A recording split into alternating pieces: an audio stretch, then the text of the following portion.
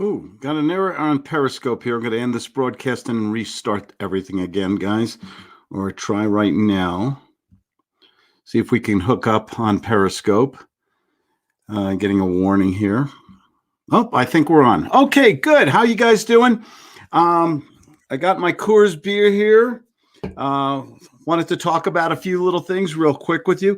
I have a lovely big bag of Pop Secret. What is the best popcorn? Good old Pop Secret. Can't go wrong with it. My gut sales training totally endorses Pop Secret there. Hey, we got somebody on here already. Oh my God, you're an early bird, Mike. How are you? Pretty good. Got sound and everything. Let's go. What are you on? What system are you on? Periscope or what? Or you just came direct onto StreamYard? StreamYard. I think it's the StreamYard because it's the same link you sent out. Oh, okay, good. So you went on direct. Let's see if I can find myself here on Periscope here. Do you have a beer? You have a beer ready? I'm getting ready to go get some sangria. Okay, sangria is good too. I got a backup here, Sierra Nevada, for somebody who doesn't like Coors and all that. And I'm looking for. I just want to see if I'm on here on Periscope here before we kind of get started. Oh, I don't know about you. I took let's see if anybody's online here. Usually a lot of people. How do you have your mic set? How do you have your mic set up? My mic is I think it's called a Nomad Blue. It's a great little mic. I have it plugged into my USB adapter on my laptop, and it works fantastic. You can hear me well, right, Mike? Yeah, it works. Sounds great. Okay, good. Let me see if I can. I'm just trying to find myself on Periscope here, and hopefully I'll pop up somewhere. Anyway, I'm gonna have a beer with you guys. We run once a week into the supermarket. What I do is I just grab. It's funny. There's no shortages of beer in the beer aisle. Have you ever noticed that? Amazing. I've got my wonderful Ballast Point. This is brewery. This is my favorite brewery. The breweries in Colorado, you can drive in. They let one person in at a time, or you can order in advance, and they'll fill up a growler for you, or bring out a beer if you want to sit outside. So there are still some breweries open on that. This is a good old Colorado, Golden Colorado Coors. I think it's made in Golden. Yes, it is. This is a good old beer. You guys remember the old Smokey and the Bandit days? When you couldn't get this stuff, everybody was drinking it. It was the most popular beer in America in a long time. Oh, there we go. We're on Periscope finally. I wanted to talk about a few things. Mike, did you have a particular question or anything you wanted to ask while you're on? Hey, you got your sangria, man. Hey, got my sangria. Let's toast. Let's toast. As long as nobody else is on yet, they're coming on slow today. To good health, to you and all your family. Same to you, Claude.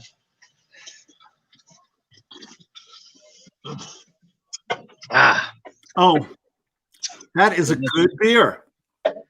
It's not a heavy duty beer. It's a light beer.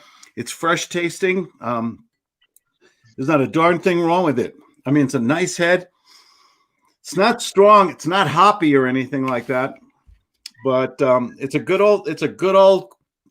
in that Budweiser. It's even a little lighter than Budweiser, I think, but it's okay. Beer is beer. It all ends up in the same place anyway, right? That's right. Absolutely. We are having trouble with Periscope today. I don't know why. It's not loading. So we're just on YouTube and on Facebook Live right now. Did you have a question or anything, or I'll just ramble on here? No, I'm just hanging out. Just hanging out. Well, how many miles did you run today?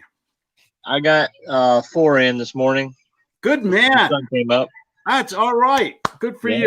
Number one thing I'm reading about more and more in the paper about beating this virus is good health. Absolutely. If your antibodies are built up, if you're in good health, if you're not obese, you got a good shot of beating this thing or minimizing it. They're coming out with stuff right now that a lot of these people, it's not just people who are older already have some condition or something. It's a lot of people who are in bad health. And we've got a big problem in this country right now with health. A very big problem. Yeah, just go to Walmart. You know, seriously, it's a good topic. I go to Walmart. When I see a 20-year-old person in one of those little scooters who is morbidly obese, my heart goes out to him because it's unnecessary. It's okay. sad. Is that being nasty? Is that being a troll, a hater, or something like that? No, because you can tell it's been self-inflicted, you know, through diet, lack of exercise, lack of education, you know. Is it entirely, this is a great topic. I love this topic. Is it entirely this obesity in this country? Is it entirely people's fault about this? I mean, the message hasn't gone out there. They're eating too much fast food. They're not exercising. I mean, I eat one meal a day. Okay. Yeah. I'm an intermittent faster. I eat one meal a day. I eat a normal meal. I'll have a steak. I'll have a salad tonight. We're having fish tacos.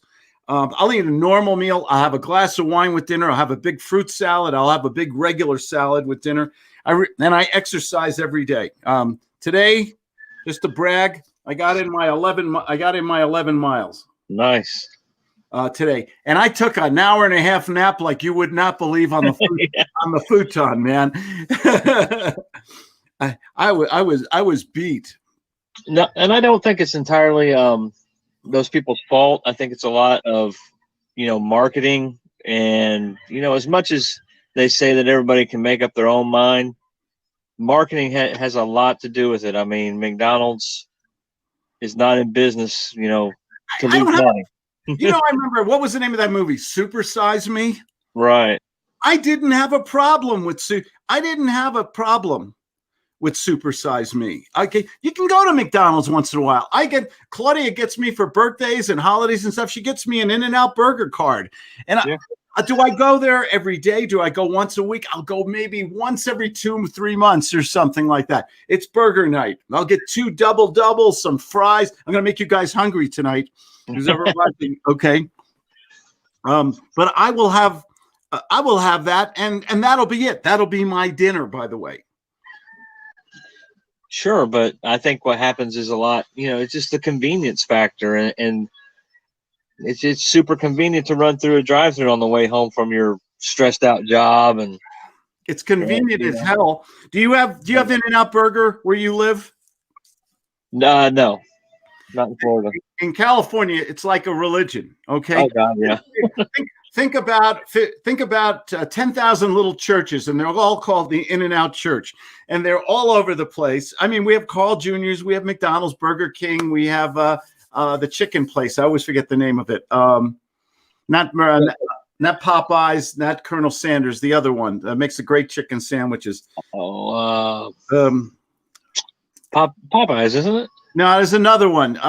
But anyway, Chick-fil-A. Chick-fil-A. Thank you. Yeah. We got California, every square inch is fast food places. Then we have the taco trucks, the fish trucks, Jack in the Jack, all over the place. Time for another sip of beer while we're talking about obesity, right? Right. Yeah, no, I remember In-N-Out Burger when I went out there. It was, oh, so good. That's the jam, but you know, you got to moderate that stuff. You have to. But my wife and I watch what we eat. We have a treadmill in the garage. I ran outside today, man. It was beautiful. It was oh my God, almost 50 degrees here in 10,000 feet up in Winter Park, Colorado. Yeah. Absolutely. But I was going to go boating today, but we drove down to the boat ramp and they had it blocked off, and they had a police car sitting at the boat ramp, making sure nobody could use the boat ramp. You're arrested for going on your boat. How are you be kidding me? How are you going to contaminate somebody on a boat? We're all going a little. The politicians are going a little bit too crazy on this stuff. I mean, we're all taking it pretty serious, anyway. And I'm seeing people. Okay, in Colorado, people are outdoorsy. They ride bikes. They cross country ski. they run. And I'm in a little town here in the mountains. It's a ski town. Nobody's up here from Denver's an hour and a half away. Nobody's up here.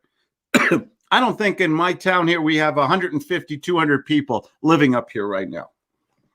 Okay. We just had an election. I think less than 160 people voted for the new, not board of directors, city council. On this, and I see people outside walking with the face masks on. Okay, when you're outside, nobody around. When you're outside walking, I mean, do you really need this thing on? Right? Do you really have to do this? That's insane. I don't know. Let's see here. We got some comments here. Periscope is driving me crazy today. How do you have your mic set up? Let's see. Chick-fil-A. Thank you, Tim. I appreciate that. Good man. My man, Sammy. Sammy is out here. Hi, Claude. Do you have the stream link handy? Sure. Let me put you on. Here's the stream link. It's in the comments area. We're having trouble today. For some reason, Periscope seems to be offline, so nothing I can do about it. On there, but if you guys want to come on and we're drinking the favorite beer of Kenny Wright. Kenny, of course, you'll probably send you a case of beer after this, right? Just a good old light drinking beer. I've been thinking about this all day long. I only have one meal a day, and it starts off usually with a beer or a bag of popcorn. Mike, you want some popcorn? Pop Secret, best beer in the world. Best popcorn in the world. Popcorn and beer. That's like pizza and anchovies. That's like peanut butter and jelly with anchovies. No anchovies on peanut butter and jelly. Absolutely.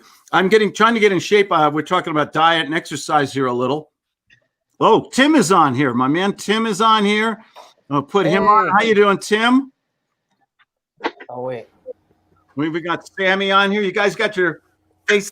Is it ridiculous to wear a face mask when you're outside? You're in a country area, a non-urban area. Can you wear a face mask?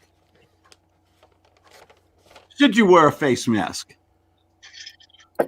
You should not. No. Okay, Tim. I don't know why you no sound from you. Can you hear me? Yes, I can. I had you open in multiple tabs, and one of them was delayed. And I was on YouTube and Facebook and here at the same time. So I was listening to 3 Claudes. It was overwhelming. You guys know Mike up there. Mike and I he's been drinking sangria. I've been having the Coors beer. This is beer with Claude. Sammy, I can get you a non-alcoholic beer if you want.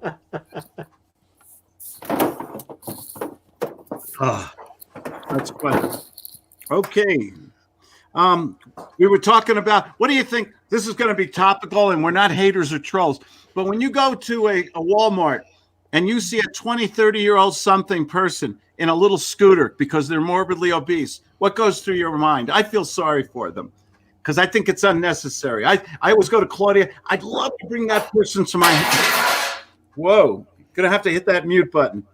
Who's doing dishes? That was me. Sorry. That's okay. If you're gonna be here, let's hit the mute, and when you're all settled, you'll just give me a wave or something like that. I'd like to take that person to my home for 30 days. We start off every night with a big salad. We usually eat fish or something. We're not vegans, but we're very vegan or vegetarian oriented. We have a lot of Sammy, let's talk about some really good food from the Mideast. Baba ganoush. Baba ganoush, my favorite. Tabbouleh. Oh my God! What's the one with the roasted eggplant? Baba ganoush. Baba ganoush. Oh God, I can't get that in Colorado. I can get it in California. Oh, I love that stuff. We always have hummus. Hummus is like peanut butter to me, man. It's like I could just sit there with a big bowl and eat it up. It still has calories in it, but I'd like to take that person home, and I bet you in 30 days, if I could train them to eat differently. Instead of having Haagen-Dazs or Ben & Jerry's, which I love, by the way, but I don't have it every night, maybe have a fruit salad or an apple or a banana or something like that. What do you guys think about that? Am I being nasty right now? Can you hear me all right? Yeah. I used to get really like upset when I would, because I know, you go into Walmart and you see these people on these scooters, and I would go, man, that's like, you need to be walking. Like, it's just going to go downhill fast if you're having some type of problem, and maybe it's difficult for you, but you gotta walk. Like, that's the only way you're gonna start to kind of climb back out of this. And I think you guys mentioned before, I think a lot of it's just lack of knowledge, just ignorance. Is Like, that hey, is that sugar's the bad for you. Oh, show us your beer. What are we drinking here? Oh, you're drinking the. I like Ultra. 2.6 grams of carbs, I think. Yeah, 95 calories. Ultra is very good. You ever put a lime in there? It's one of the best. It's a great beer. I'm normally Corona Premier, and I always have a lime with my Coronas, but I'm not in the cans. But yeah, it's a good idea. Good point. I think you've heard enough about Corona lately. Oh, yeah, really. Sorry. I'm going to ask a silly question because this is beer with Claude. Is anyone buying? Has Corona sales gone down the tubes? Is anyone buying it because of the name? It's a good beer. I drink it. But are people not buying it now because of the name? I think they shut down one of their factories. Really? Oh, Yeah, really? yeah, because demand went down. No. Oh my gosh. Amazing. Have you guys read what's going on? I read an article today about what's going on in Tijuana and in Mexico. They're totally, what's the word I'm looking for? I remember on the news, the president of Mexico says, I'm going to hug people. I'm going to do things. And the hospitals are really over. Mexico's a poor country, too. I live near Tijuana. We're in San Diego. We're not that far from it. It's not a wealthy country. I don't think they have the facilities like we do. And the hospitals are really getting stressed out right now. Yeah, Tijuana is a disaster. Is it real? 15 years ago, and it was, a nightmare then. I can only imagine population growth and everything, what it's like now. The sweetest, nicest people in the world are the Mexican people, but Tijuana or Juarez, they're tough town. Let me be very politically correct. They're tough towns. The border towns, yeah. The border towns are tough towns. A lot of crime and things like that going on there. Yeah, we went down to the Yucatan and went through all that and into the interior, and it's a completely different environment. It's like the best. I mean, I would move there in a heartbeat if I could. I tell you what, I have a love affair with the Mexican people. They're the loveliest, sweetest people. They will give you the shirt off their back if you ask them. They're the hardest working people. I've employed people from Mexico legally, and but the government or the economy over there, there's something about it. They just don't see. They have a lot of problems with that now with this virus. I think they've been totally like, what does an ostrich do? It puts its head in the sand. Head in the sand. Yeah, absolutely. Okay, so we've covered beer, we've covered obesity, things like that, diet. What do you guys think about Gary Vaynerchuk? I have a whole bunch of notes here. I think Gary, have you been watching Gary? He's on every day during the weekday, Tea with Gary. If you don't know who Gary Vaynerchuk is, he's he's an immigrant to this country from Russia. His father traveled 4 hours every day to go to a liquor store to work he left from Queens to go to New Jersey. And eventually I think they ended up buying the liquor store. Then Gary put the liquor store wine online, did very well. Okay. With that company. And then he started a Madison Avenue, advertising company. Basically he's in, I think 4 or 5 locations, England, and in the Asia and 2 or 3 places in the United States. And he does strictly online marketing. And, the guy is great. I mean, I'm a big follower of her. My favorite book from him is Thank You Economy, where he talks about being grateful to your prospects and earning their trust. I've talked a lot about that. My marketing is about give some more before you ask. And that kind of comes from Gary. So I give him a lot of accolades. But he says one thing that pisses me off. He has a lot of millennials who come on and he says to them, be patient. Okay, be patient. Wait. And I think impatience is a virtue.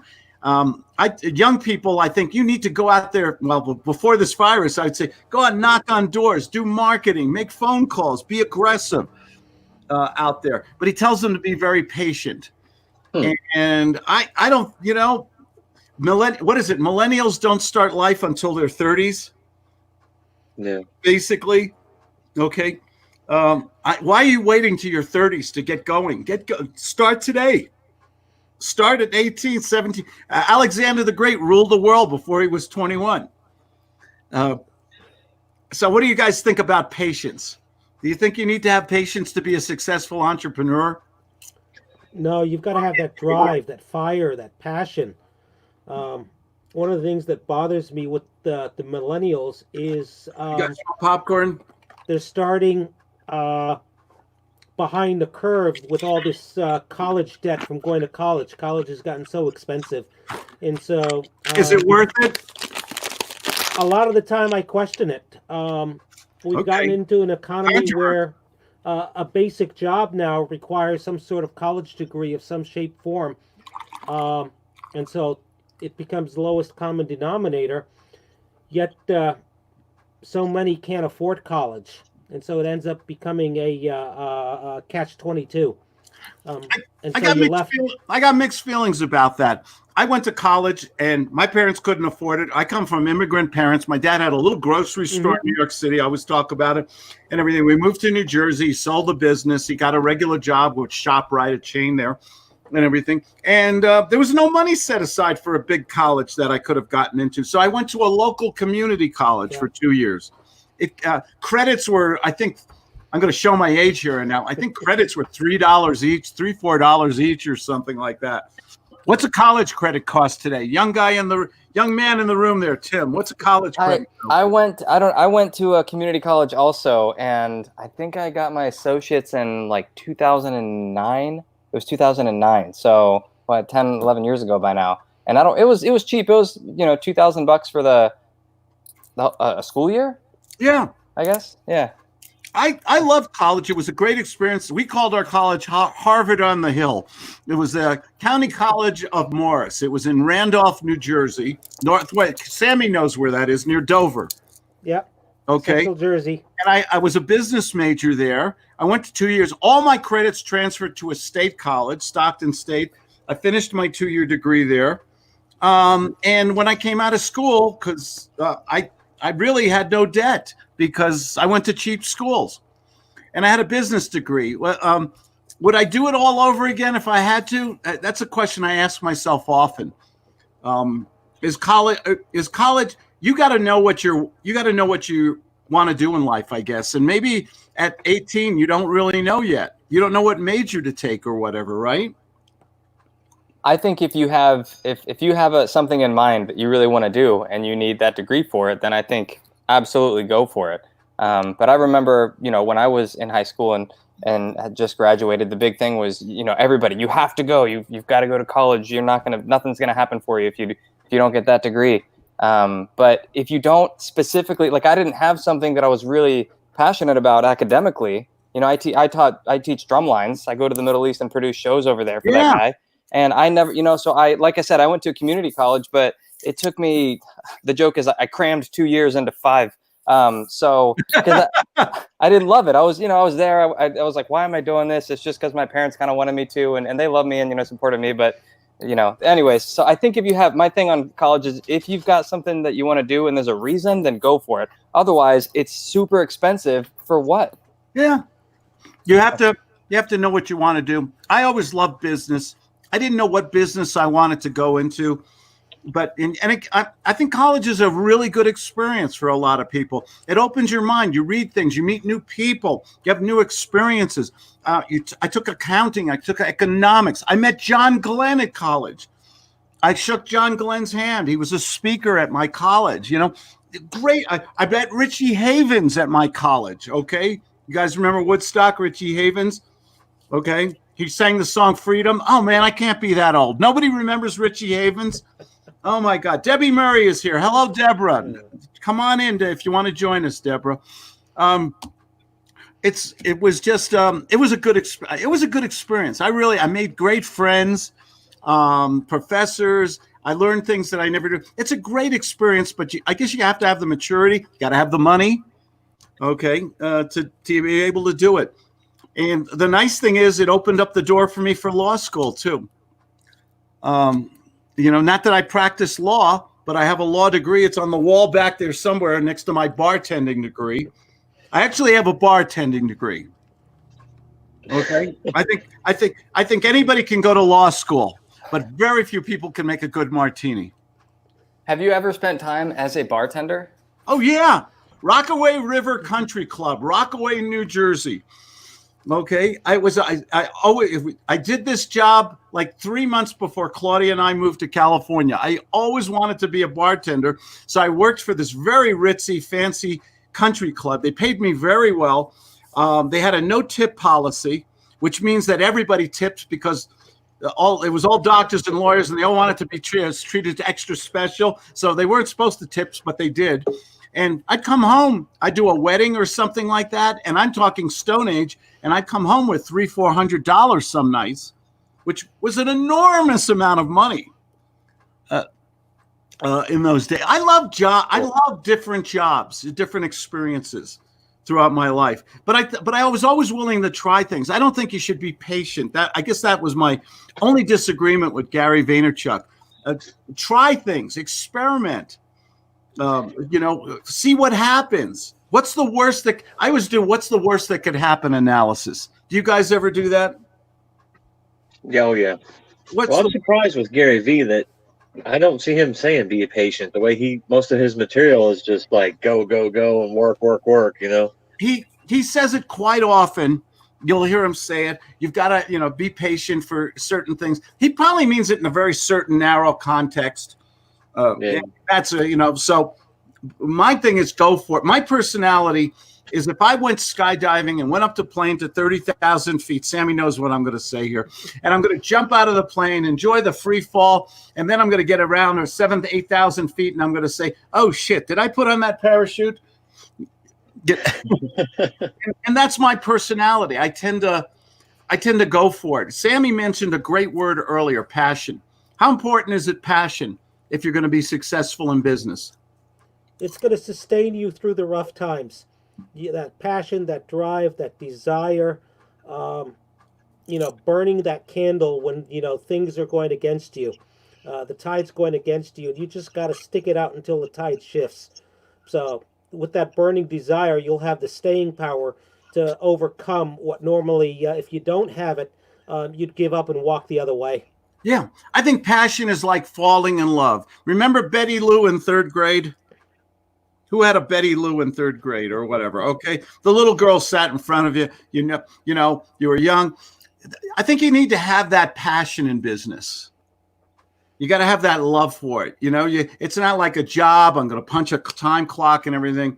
I do this. I'll never retire because I enjoy too much the creativity of business. The sales, the finding a property, restructuring it, negotiating it, doing something that maybe nobody else saw, structuring it as a lease purchasing a contract for 2-3 years, maybe even giving the owner full price, full value, full market on their rent.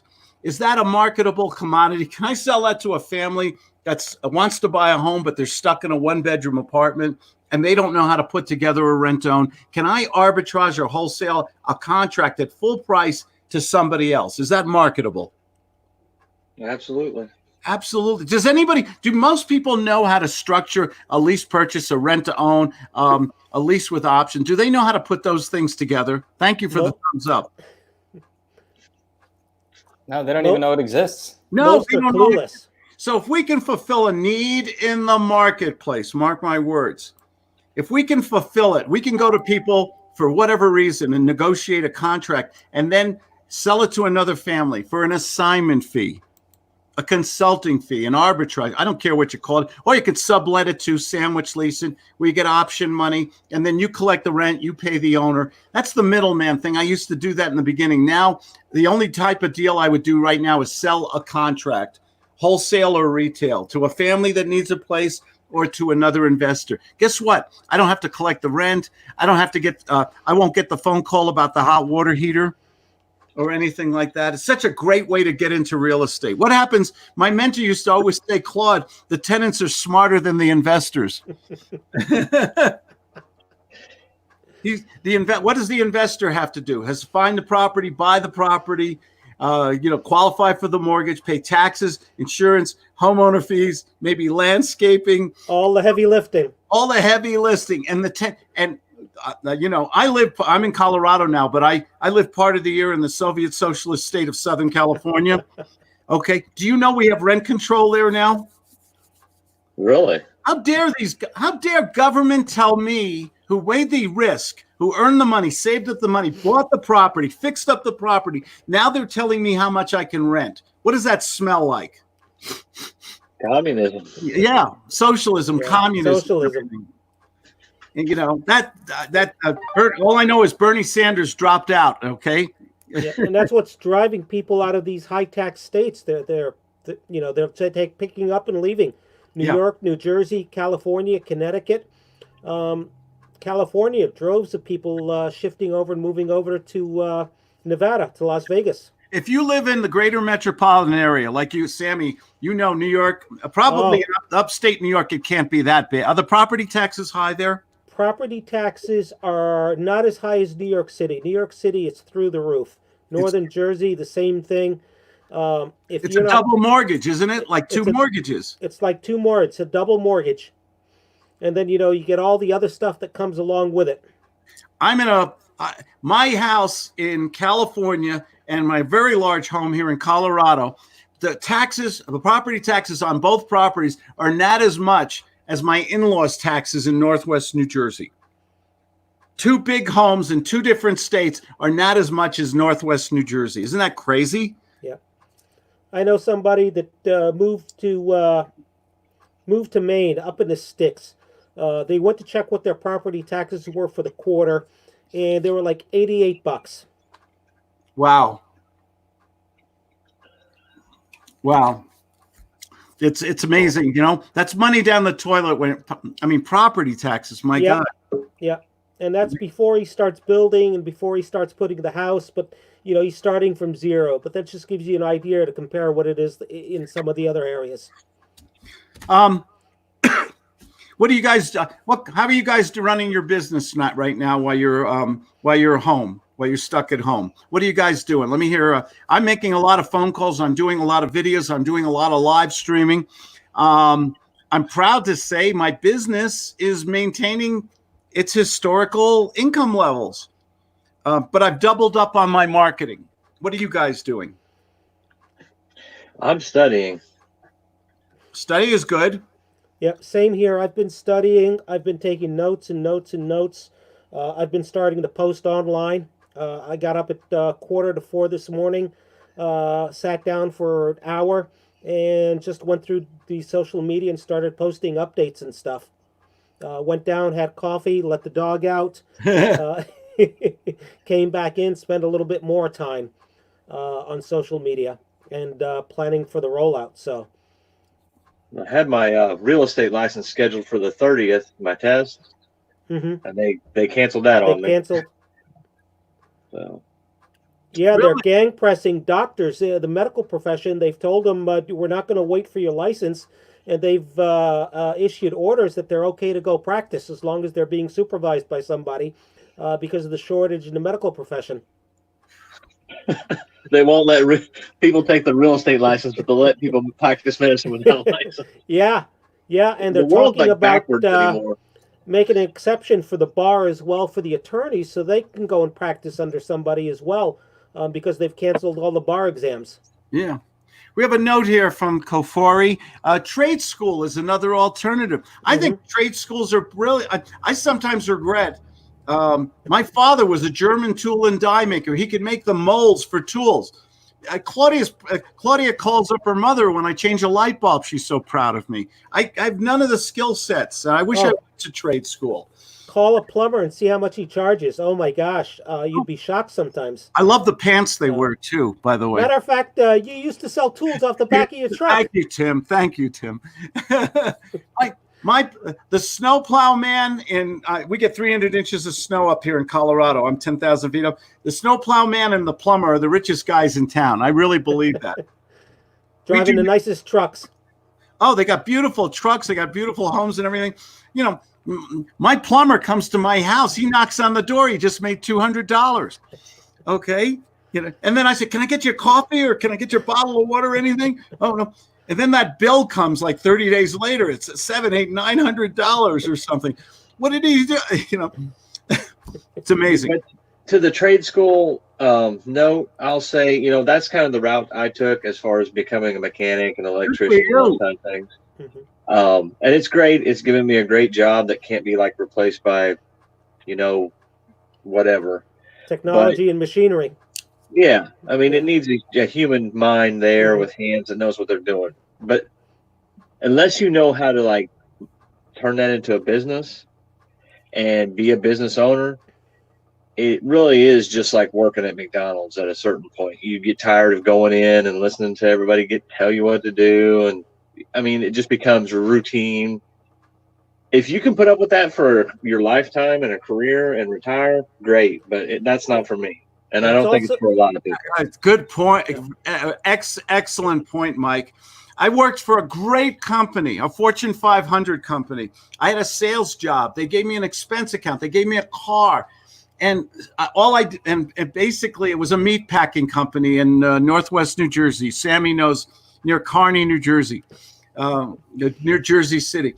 And it was a great job. I got it out of college. My father helped me get it. It was a recession. And nice people and everything. And I hated it.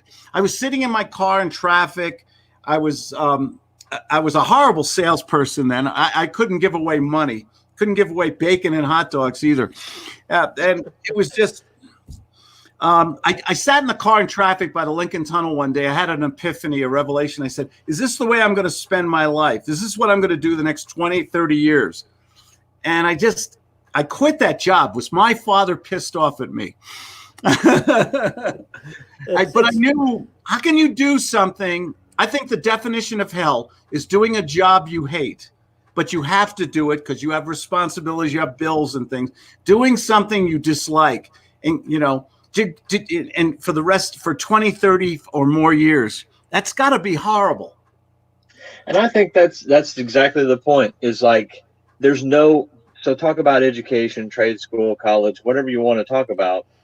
But there's no focus in school of getting kids to even explore what they might actually enjoy doing and how that would map out. How do you find that though, Mike?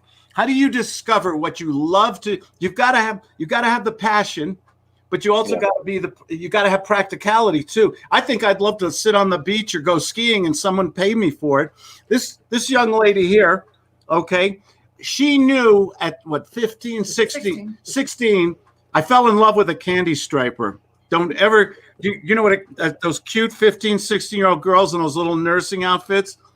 And it's like, she knew what she wanted to do at 15, right? Yeah. Yeah. I'm so jealous of that. I didn't have a clue.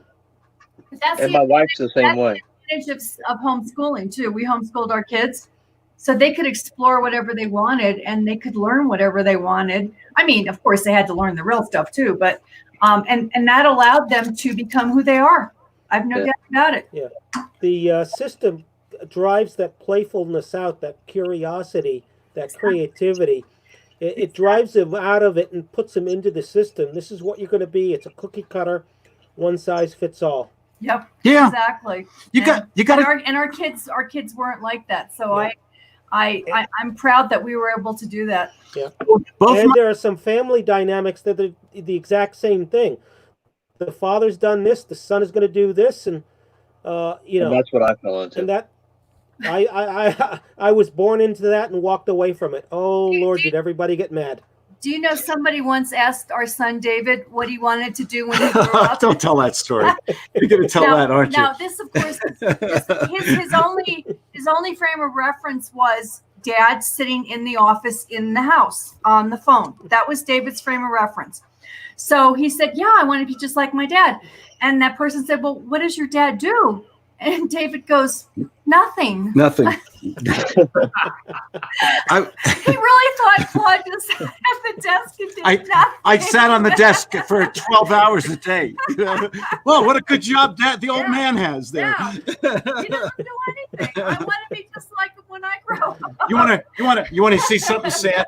Sean the Legend Osby in beautiful downtown Omaha, Nebraska is the only person who remembers Richie Havens. I remember Richie Havens. Oh my God! You guys all have homework tonight. Richie Havens. So listen to Sammy, you've got to know Richie Havens. Freedom. Oh no! Come on, you're old enough. I know because I know how old you are, so I know you're old enough to know Richie. Oh my gosh! Oh, Chris Lopez, how you doing, Chris? Chris went to a trade school in Union Millwright. Is that Jersey? I don't know, but that sounds like trade schools and community colleges are wonderful. We talked about that 20 minutes ago. Harvard on the Hill, and come out with no expenses or bills, and it's a good way. And you've got to trade. Laramie and Cheyenne, Wyoming, have their community college, which is a trade school, and these kids come out knowing how to do stuff. I had three. Wonderful. While I was going to community college, I had 3 jobs. One was at a ski area. One was working for the school security. I used to sit in my car and watch. This is really going to show my age. Looking for people stealing tape decks. Tape deck? 8 tracks. Okay. You remember who remembers 8 tracks? Come on, fess up. Oh yeah, 8 tracks. You remember? If you remember 8 tracks, you've got to know Richie Havens. Oh my God. And an 8-track was where you'd listen to Led Zeppelin, and it had a special feature. It'd be she's buying a stairway, and then the channels would change. Ka-chunk, ka-chunk. Oh, you'd hit a pothole in the road, and it would change on you. You know what I really miss? Remember, there was always tape on the side of the road. That tape from the 8 tracks. That was for you, probably. Yeah. Oh, yeah. They get stuck in there, and you throw them out. Oh God, we're going nostalgic here. 40 years, 50 years. Holy shit.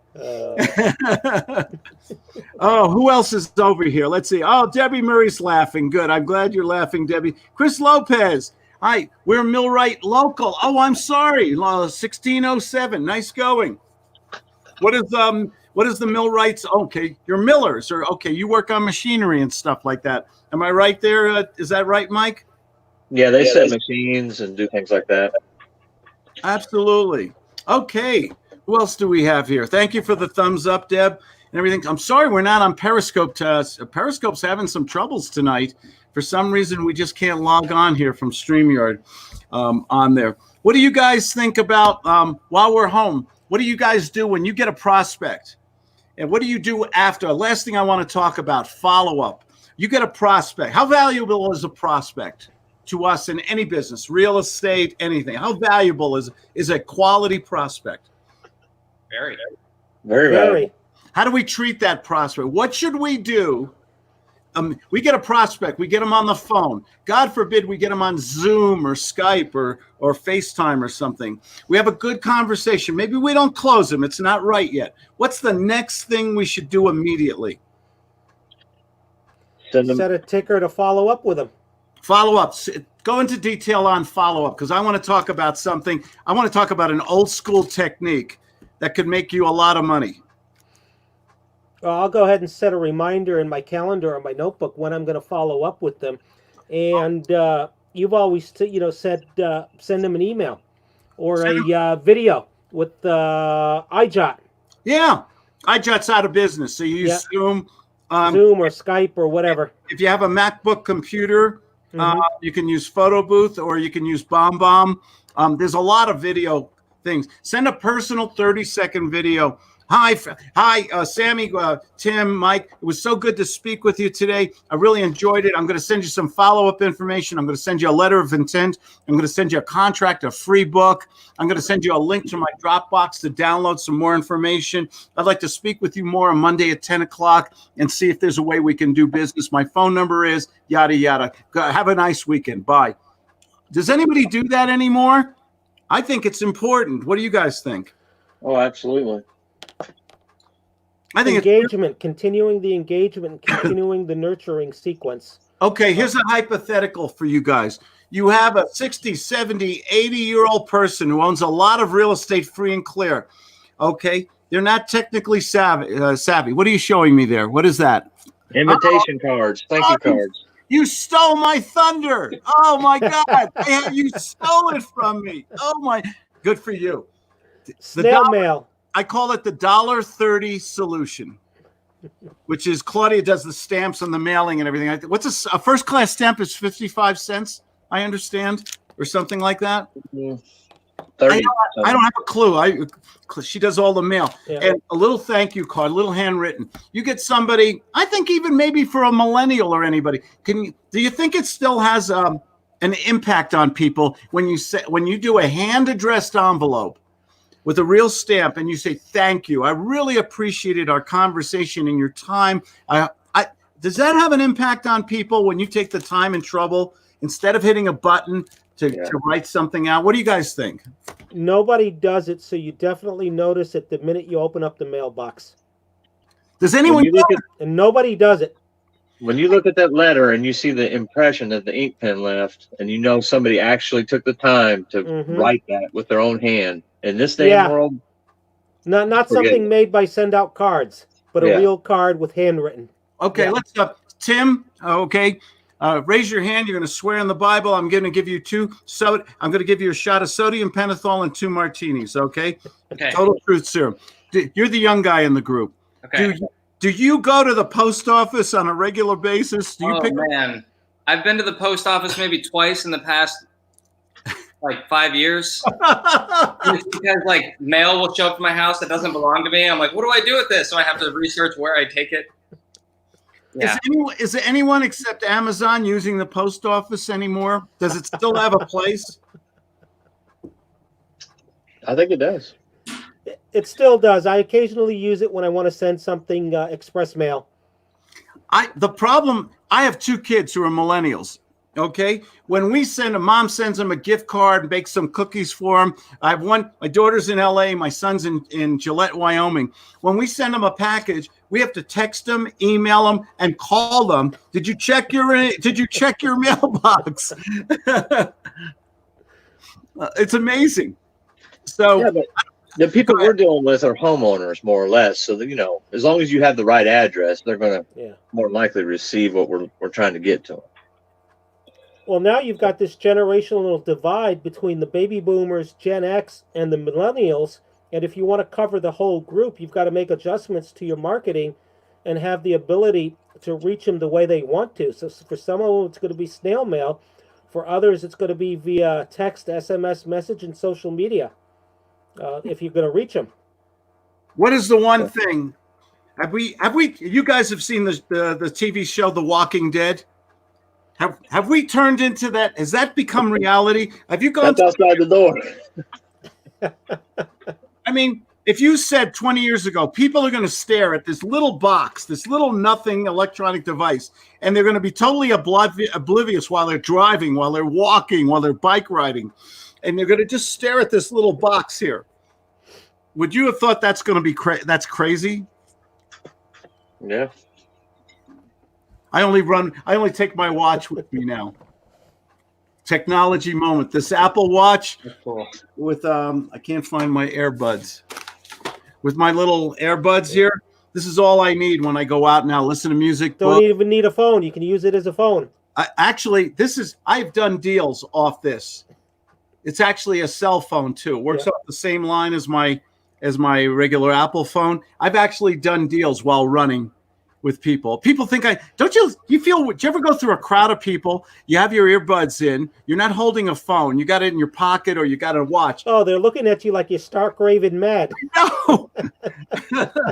Sometimes I'll pull my phone out just so people know. Yeah. Absolutely. Jonathan Smith says send them an offer. How quickly should we make offers to people? I'm very prejudiced about this. I believe everybody I talk to, I make an offer, even if I know it won't be accepted. Am I crazy? No. What's the worst that can happen when we make an offer to people? I don't care if you sell life insurance, Amway shampoo, or real estate. Do you think we're back to Gary Vaynerchuk? Worst thing is they're going to say no, but at least they've got an offer in their hand. They've got something material to hang on to. and compared to maybe 90% of the other people who don't even bother with an offer. I think we're And now they'll pick up the offers and go through those and start calling them back and trying to get them to work against each other. I think we're too patient. I think we're too patient. We're too worried about offending people or seeming too aggressive. I think assertiveness is not a dirty word. Say, sir, you have a problem. If I could help you solve that problem, would you make a decision today? Do you have the money today? Can we do it on a timely basis today? Can you get me that contract back today? Can we make an appointment today for Monday? What's with all this patience bullshit that everybody has? Well, there's a difference between assertiveness and aggressiveness. Well, I don't mean to be aggressive where you're overbearing or obnoxious. No, but you're holding your own you're holding your own ground. You're holding people accountable, and at the same time you're making offers. You're putting stuff out there. You're engaging with them. Yeah, exactly. Sean Osby just came on with a little trivia. Richie Havens was the first man on stage at Woodstock before your time, Tim. Here you go. It was a little concert. 15 people showed up.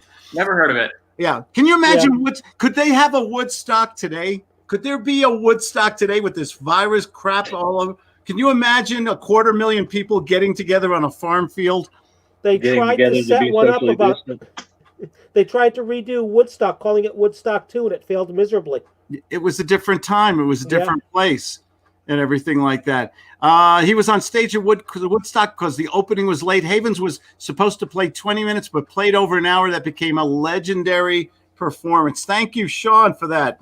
Chris Lopez, Claude, you came to speak at Bill Tan's in 2005. I did speak at Bill Tan's. I was supposed to speak this year too. I unfortunately I wasn't feeling very well at the time, and I couldn't make it. Bill Tan is one of the legendary people of Southern California. He started the SDCIA, the largest real estate club on the West Coast. Hundreds of people belong to that real estate club. It's phenomenal. It's in San Diego. He's a nice guy too. But don't tell him I said. He can't dress. He always wears Hawaiian shirts, which I love too. On there, Paul Welsh. Many businesses still spend a lot of money on direct mail. What direct mail? What do we used to call that? Garbage. What do we used to call direct mail? This before spam. What was the word? Junk mail, right? Junk mail. That's why they invented shredders. I have a shredder right here next to me here. Remember, scariest moment in my life with junk mail. Let me show you. I got a letter from a guy, and it was a used commercial envelope, like from Allstate, and he crossed it all off, and then he wrote in. He wrote over everything. It was a slop. And it looked like junk mail. It was just a reused envelope. Inside was a $10,000 check. I almost shredded it. Scariest moment ever. Here's a guy sending $10,000, but he doesn't have a fresh envelope. Doesn't have a dime for an envelope. Direct mail. Do we still get direct? Do you guys get direct mail?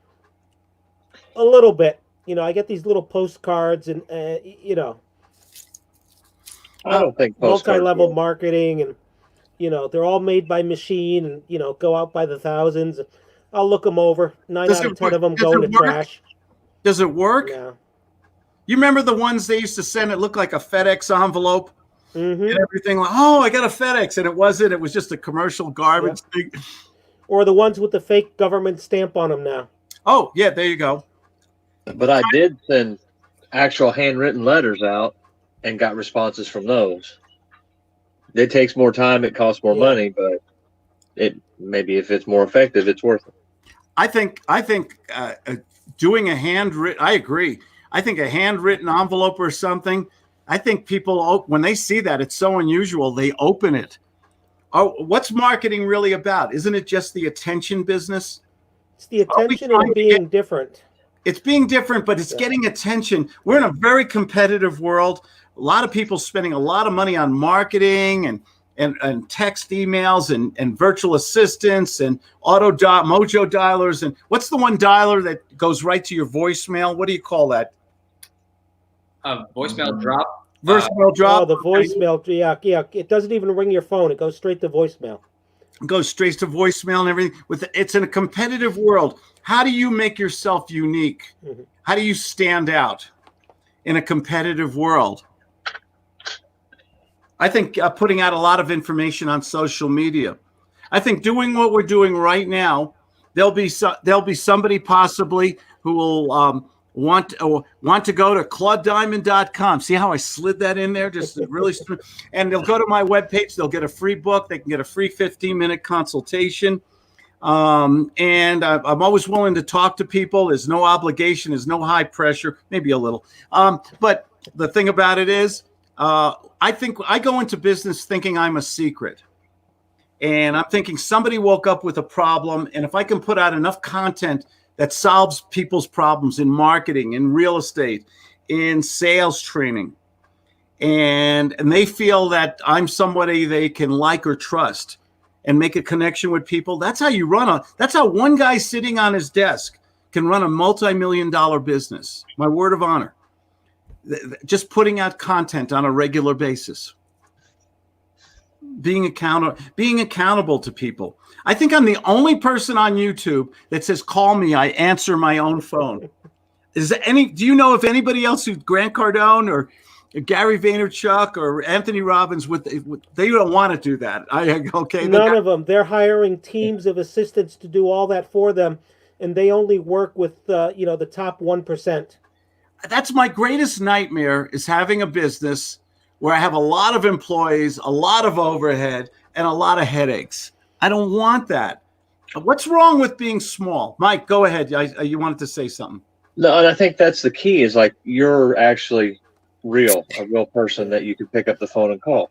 Same thing with the letter that I send out. It's a real thing from a real person. If they call me, I'm going to answer. It's about being real. There's been so much of this fake marketing gone out, because that's the business model that's getting promoted, is like, okay, you get a little bit of success, then you send out $10,000 worth of direct mail postcards. Then you send out, thousands and millions of texts and emails and ringless voicemails, and it's all fake. And people are not stupid. They get it. They're not going to interact with that. I love what you said. Why can't we do marketing that does not treat people like they're stupid? Why is marketing so insulting to people? Yeah. Is it just me? Tell me if I'm wrong here. I think most marketing assumes that you're a dummy. You just came off the turnip patch or something. Yeah, I mean, if you call one of those postcards, you're going to get some kind of voicemail machine, and you're going to hang up. I mean, nobody's going to go through their little voicemail circus to eventually maybe get to a warm voice in Pakistan to get transferred back here, to somebody else. Nobody's going to do that. Yeah, exactly. By the way, I'm drinking. I'm influenced by marketing all the time. I'm drinking now. This beer with Claude. Sorry, it's my show. Sierra Nevada. Do you guys listen to NPR? There's one show. It's a podcast. Let me see if I can find it here. And they always How I Built This.